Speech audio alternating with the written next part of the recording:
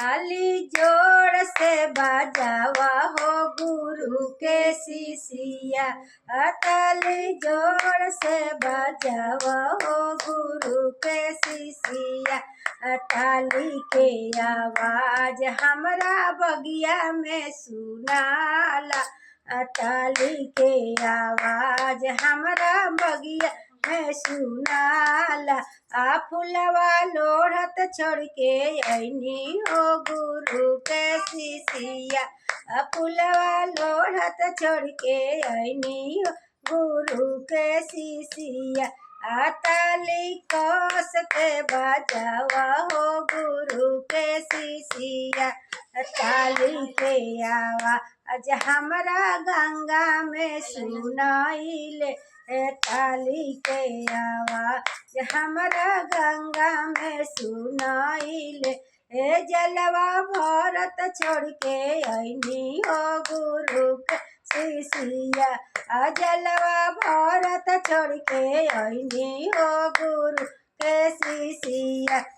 ताली जोड़ से बजावा हो गुरु के शिष्या। ताली जोड़ से बजावा हो गुरु के शिष्या। ताली के आवाज हमरा गलिया में सुनाइले। ताली के आवाज हमरा गलिया में सुनाइले। गलिया घूमत छोड़ के अइनी हो गुरु के शिष्या। गलिया घूमत छोड़ के अइनी हो गुरु के शिष्या।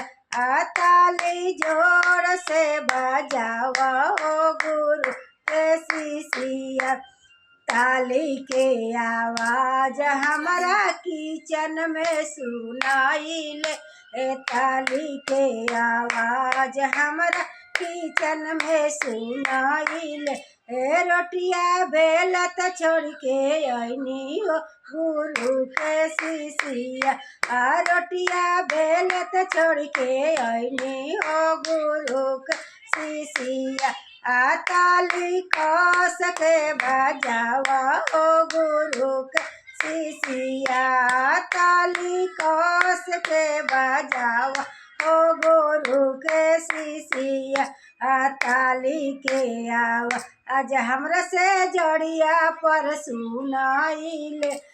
ताली के आवाज हमरा से जड़िया पर सुनाइले।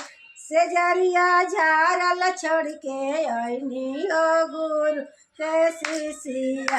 ताली कस के बजावा हो गुरु के शिष्या। ताली कस के बजावा हो गुरु के शिष्या। ताली कस के बजावा हो गुरु के शिष्या। ताली कस के बजावा हो गुरु के शिष्या। हर हर महादेव।